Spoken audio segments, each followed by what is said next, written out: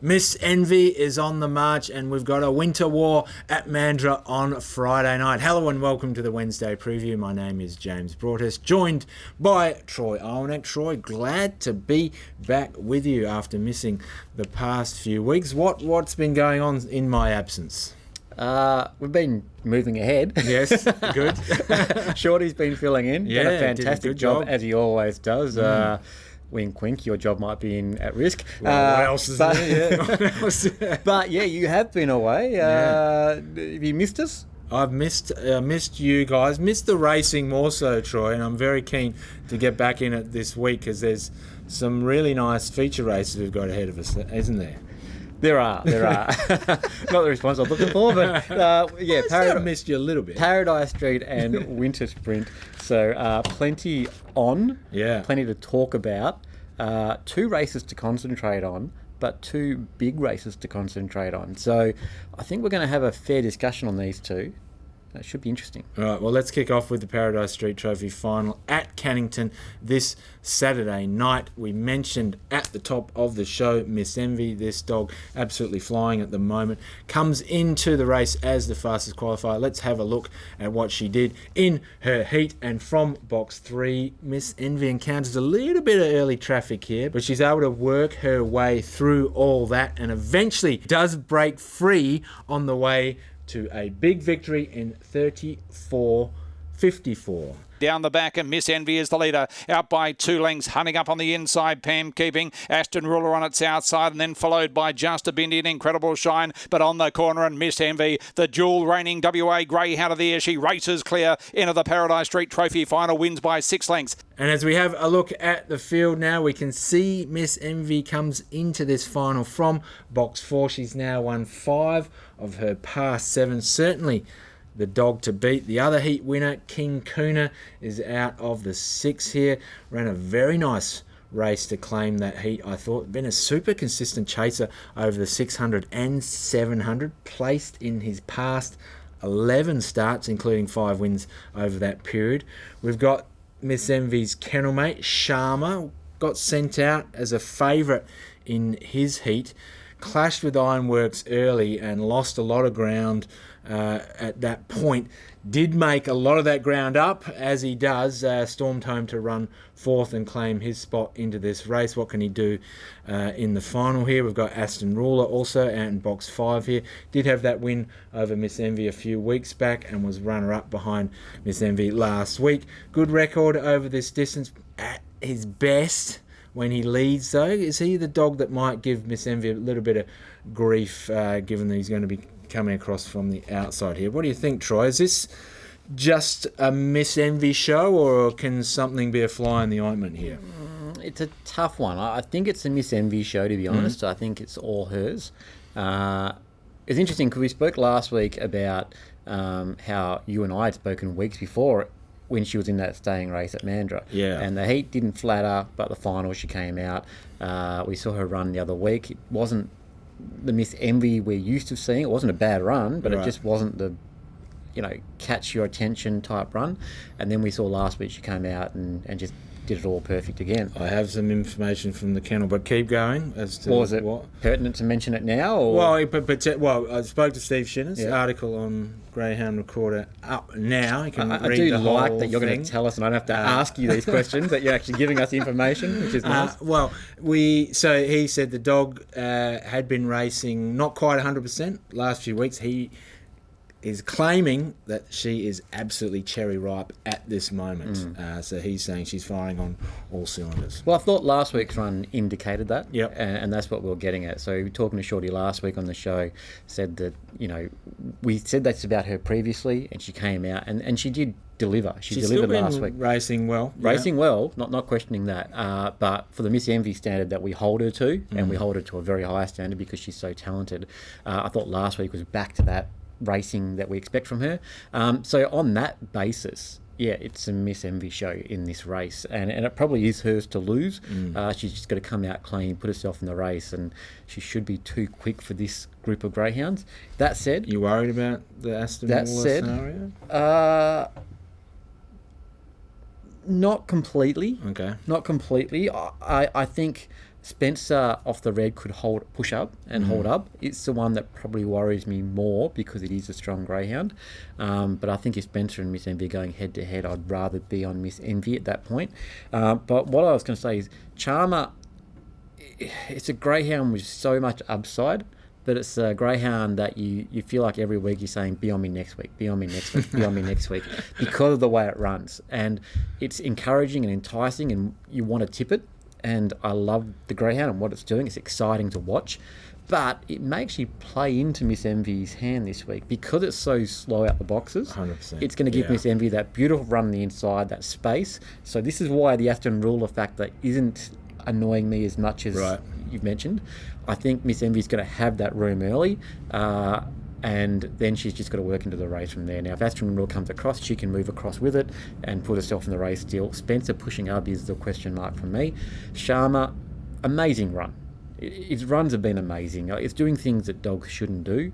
Certainly at that age. That age of this trip. So a very, very bright future ahead, but needs to avoid bother. Hard to tip it in a race like this because you've got very talented greyhounds across the field, and it can't make a mistake. Last week it found bother, not its own doing, but bother nonetheless, and then it's got to try and make up too much ground. And while it looks impressive, you just not this. I can't see Charmer running down and Miss Envy if she happened to get on the arm. Be nice to see that. It'd be an exciting race if that occurred, though. It would be an exciting race. Not nice to see in terms of that was the scenario. She's leading, he's on the tail. It would be an exciting race, but I just can't. I couldn't tip against Miss Envy in that situation. She's very tough to run down. Keep in mind the time that Miss Envy's running and the time that Sharma's running are very different. So Sharma's runs are huge. But the times are different than what Miss Envy is running. Miss Envy is running quicker times.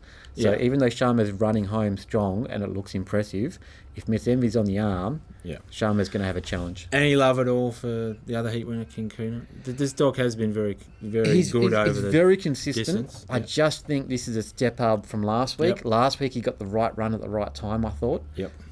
This week, more difficult. So it's hard to put him on top against greyhounds that I think are going to be in front of him or underneath him already into that corner. And I just, that's my concern with him. If he was drawn on the inside, I'd probably give him more of a chance. And that's probably where I am with Spencer. Spencer drawn out wide, I probably wouldn't have been leaning as more towards him as being up there early. But because he's drawn the rail over this 600 metre trip, I just think he can hold up on that position. King Kuna, look, if he happens to fly on the arm, he could run a cheeky race. But I still think there's a couple of greyhounds here that if they sat on him, might get him. All right, there you go. Well, I think we're in agreement, Troy. A couple of potential pitfalls here for Miss Envy, but I think we're both on air for Charmer on the inside, for me, makes a race for Miss Envy. Unless Charmer decides to be abnormal and jump. He jumped a little bit last week, and that didn't work out for him. But jumping a little bit compared to where the other greyhounds are going to be is still a long way off in the space of it. So, tough race. Who are you leaning towards? No, Miss Envy. You are Miss Envy? Yeah, I think she can There are a few potential obstacles, but I think she can overcome them. So. It's not a certainty. Let's be clear. It's not a certainty, and just about any of these greyhounds in this race with the right run, from what we've seen in the heats, could put themselves right in and feature. But we've got to pick some to stand out, and Miss Envy picks herself. She'll be sure. She'll be very short. She picks herself. All right, there we go. That is the Paradise Street Trophy over the 601 metre journey at Cangton on Saturday night. And a great tribute race to Red Dog, as I remember him being called, Paradise Street. Fantastic stayer in WA. Did the state of WA proud. Did they induct the dog? I don't get invited to the ceremony, thanks Rawa, but correct me if I'm wrong. Did they invite me a question I don't think I know the answer to. Get into the Hall of Fame? I don't know. I think he was nominated or something. Or? I want to say I think he is. I feel he should be if he's not. Because what he did for WA racing at that time in the staying trip, he was a dominant stayer in WA, and I still remember him winning a number of those races at the old Kennington circuit, and he was such a, I want to say, icon for WA racing at that time, but he was a greyhound that most people in greyhound racing knew. Keeping in mind sky coverage and things like that were very different back at those stages. We still had some, but it was different, and he was just a greyhound that WA really was known for as a stayer. Yeah. And I think it's a great tribute race for him, and one that we see always every year a nice field come together for him. And Miss Envy, by the time she finishes, certainly eligible for Hall of Fame as well, you'd suspect, but we're not to preempt anything. By the way, is Miss Envy likely to be going, if she pulls out well after this, likely to be heading to Queensland for the Queensland Cup following weekend? That's where Steve... Queensland Cup under Brisbane Cup? They're on the same time. The Queensland Cup's the 700 race. Oh, she's going for the 700. Okay, sorry. Yeah. I thought you meant the Queensland Cup Carnival, not... Sorry. Yeah. Or the Brisbane Cup Carnival, I should say. Okay. Well, that'll be interesting. So that'll be the first time if that all occurs, that's the first time she steps up to the 700. Well, I said last week on the show that I would love to see her come out and bolt that race in. Obviously, on the idea that she comes into this race and then we may see her step up, which is something I'd love to see her do over the 700. That could be the defining point of her career, because if she becomes a star stayer, although she's already done plenty over the other trips, imagine what her record would show if she gets the staying trip as well. Steve did say that's his aim. He wants to win a Group 1 over the 500, 600, 700, going up to Queensland. We'll see how all that plays out, but not committed on a long term. I asked him about nationals. He said, well, maybe she's still racing by then, maybe not. So I actually, in my mind, when you were telling me that, then I actually thought you were going to say stepping up to the 700 next week with a mind for the nationals. But going over to Queensland in preparation for the Queensland Cup, that would be an incredible thing to see. She's featured over there, so no reason why she couldn't. Anyway, bit of water to go on the bridge, obviously, with what happens this weekend. Bit of a anticipation for that, because if she comes out and bolts this in, it's something to look forward to. Yeah, for sure. All right, there we go. Paradise Street. Good insight for you. Trophy. Oh, thanks. Thanks for sharing that with us. That's all right. Read it all on Greyhound Recorder. In your leisure. I thought you did a great interview the other week, actually, too. I didn't quite catch the article, but you did a great article. Oh, good. I'm glad. Oh, yeah, who was that? I've had good feedback about that one. Oh, good, yeah. For those who don't know, I interviewed Troy about his role being in the big dog at GCA, and we covered a whole bunch of important issues in the industry. Check it out if you haven't read it, because it actually is important. It's relevant to the industry where we are today, and it's a worth a read in terms of where we see things at the moment. Right, I've been trying to move on to it for the past 5 minutes, but let's get to the Mandurah for the Winter Sprint Final. That's happening down there on Friday night, Troy. Wow, well, we got to move on. But yeah, it is a good. Of course, everything I write is I'm playing the music. Get me off stage.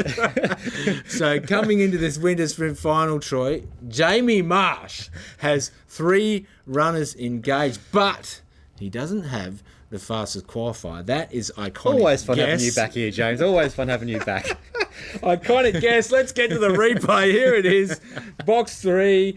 Iconic guess is amongst the pack at box rise as Moo Move, one of these Jamie Marsh dogs, musters and surges to the lead from the pink, but Iconic guess gets to work and pushes up along the rail to take control. Moo Move joined by Iconic Guess, who charged through and hit the lead. Then Burn West Bolter, but Iconic Guess. Let's have a look at the field now, Troy, and Iconic Guess gets box 3 again. He's now won his past 4 in top form. Word from the kennel was they didn't want to go into this series. They wanted to continue on with those 520 free rolls. There wasn't one for them last week, so they ended up in here as a consolation. They might be reviewing their thoughts on that now that the dog comes in as the fastest qualified, but this is a pretty competitive field, I have to say.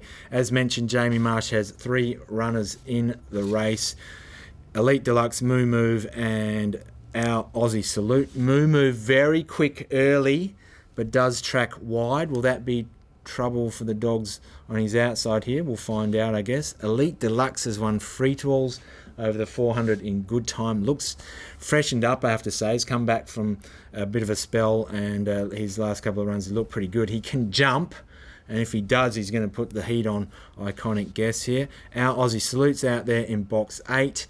Made a welcome return to the winner's circle in his heat. Better known as a 500 dog these days, but don't forget, he's early on, he had a really good record over the 400, this dog. Draw a little bit of a query here, I have to say. And the other dog I want to talk about here, Troy, Farmer Russell, the other heat winner out of box 2. I think he's a question mark dog in this race. He's won his past 2 over this trip. Generally not super quick early.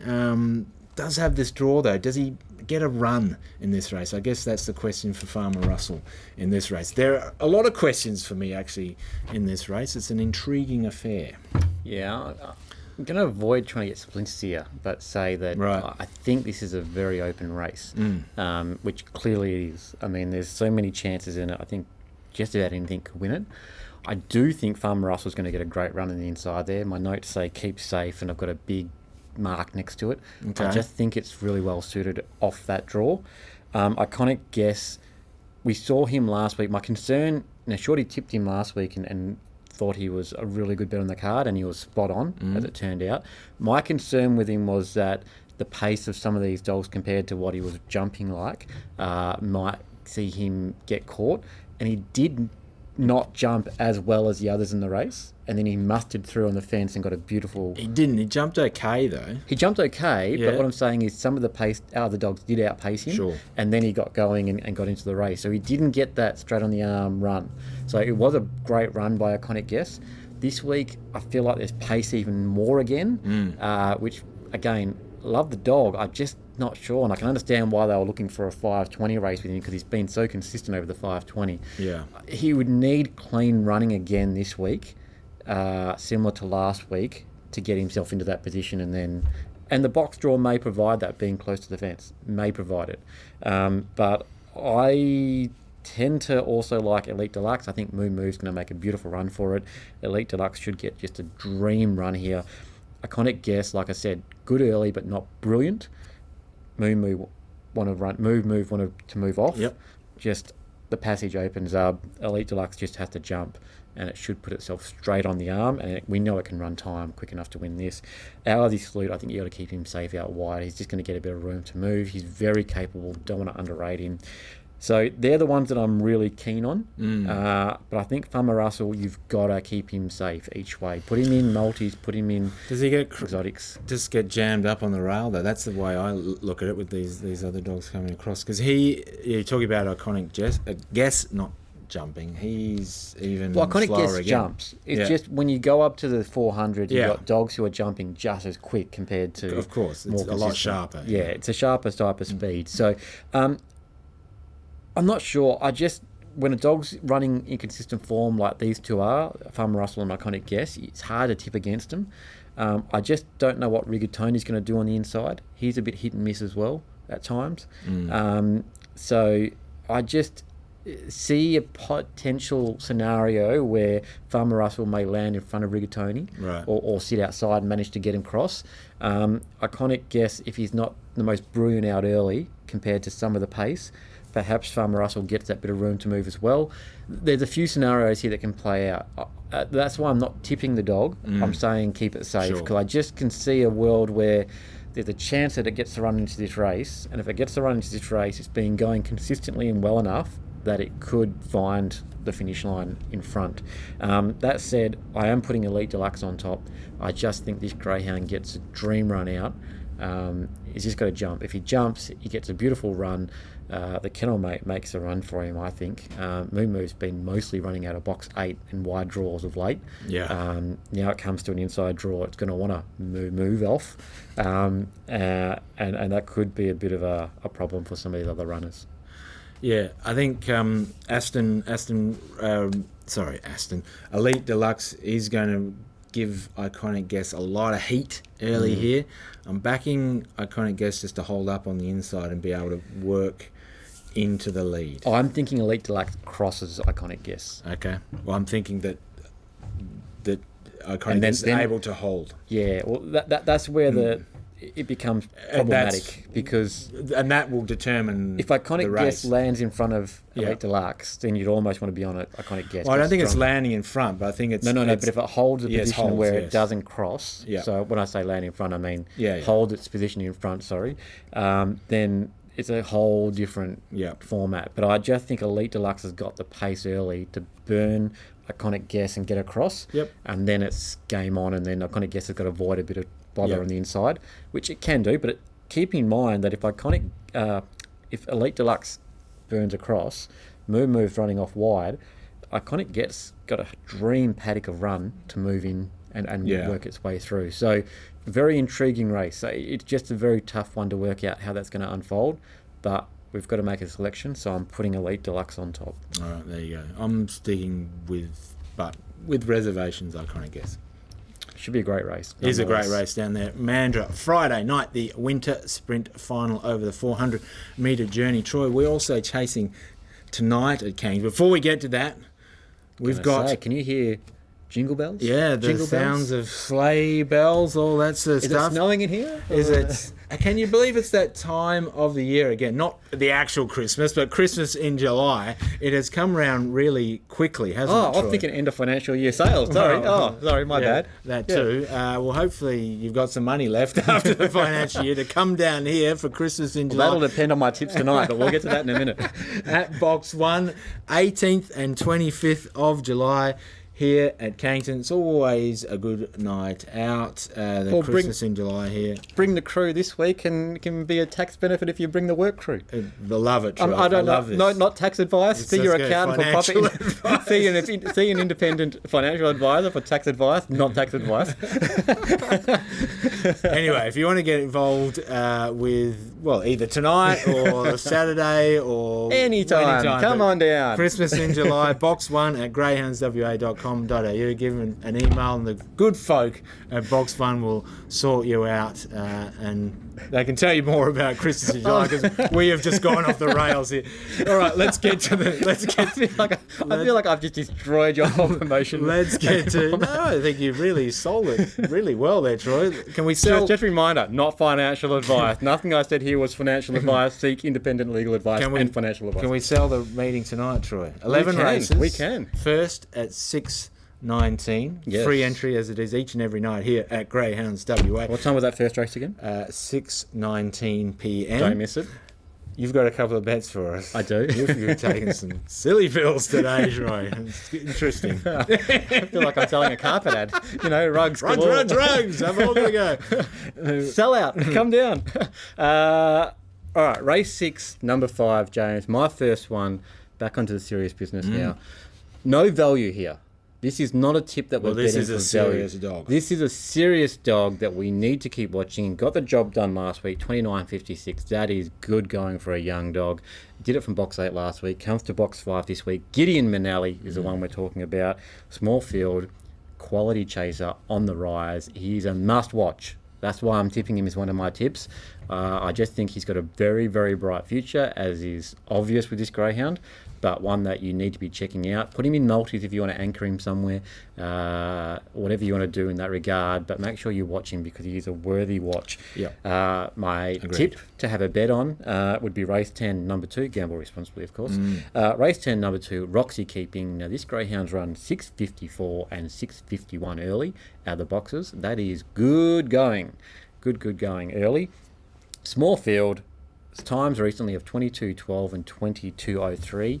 Those times are good enough to win this race, and I think after back-to-back victories, it can get the third tonight. Bring up the trifecta. Well, I'm heading towards race 8, number 2, Gravity Manelli, a dog that has been pretty expensive to follow of late. He absolutely botched the jump in his last start. He was pulled in by a gravitational force, like a black hole, Troy. That was what it was like. So he botched the start. I don't know where you're getting your material from, but that was good work. Well, that's for all your physics fans out there. Physics. Anyway, something's in the science field.